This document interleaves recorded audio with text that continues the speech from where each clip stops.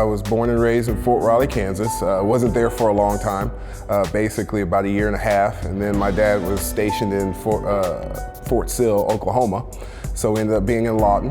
Lawton is a pretty small town. So it's a true military town where military dictates a lot of the things that happen.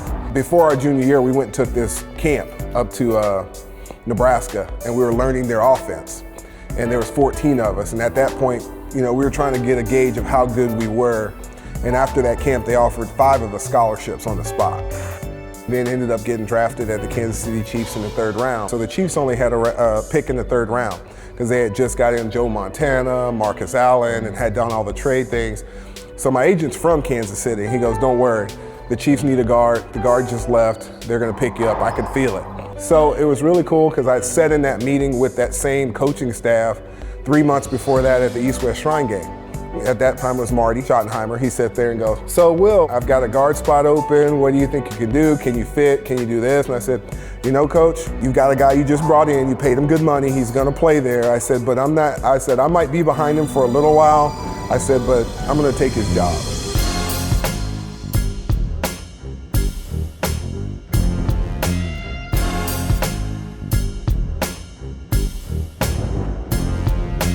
The offensive line coach at that point was Alex Gibbs. And Alex, to tell you to this day, he didn't want me. He was like, "What is this guy? He's from Nebraska. He's a run blocker. He has no idea about pass protection." So then my agent comes back and we were playing one-on-one basketball. He was going, "You know what? This pass protection thing is not as hard as you think." And I was like, "All right, what do you think?" He's like, "Okay, think about this. The quarterback is the goal. From that point, set with him, keep the quarterback in between you and the basket. It's the same difference." And I go, "Really?" He's like, "Is that simple?" He's like, "Yeah, just keep it that way and shield it and take it out." I was like, "All right." So then I go back to camp, the next mini camp, show a little better. Alex starts to see a little light. He likes it a little bit. And then he goes, "You know what? You need to come back up here and work out a little more." So, most coaches have that month of break. He actually comes back and says, "You know what? I just called my wife and told her we're not going on vacation. I'm gonna make you a starter and I'm gonna ride you to my retirement." Each week I took it as a chip on my shoulder to where that's my job, that's my spot, and then I wanted to be the best that I could be at it to prove all the other teams wrong, that they were wrong for skipping over me. So it was sort of a vendetta, I guess, for the 14 seasons that I got a chance to play in the NFL. I have 68 Inside Sports. That's our, basic performance, fitness center, gym, as you say. As you can hear, we got racquetball players that are playing racquetball right now. We have a spin studio. We're sitting in what we call our dojo, where we do our kickboxing. Next door, we have our elite golf and fitness that does 3D, 2D analyzation of your golf swing. From that, you can actually go to our chiropractic. We have a chiropractic clinic on staff.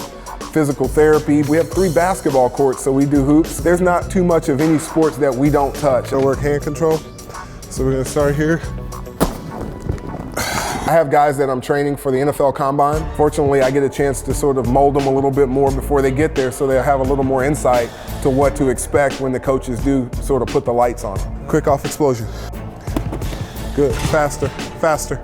Boom, boom, fast as you can. Fast as you can, get those 2. Pow, pow. Good. So you want to go boom, boom, really.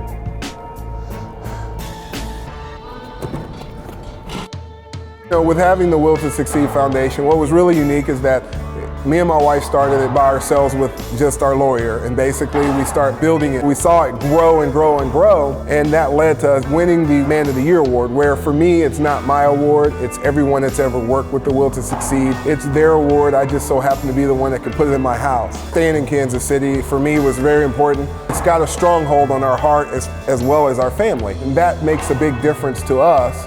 But even more importantly, I think, is just the simple fact that we grew here as a family.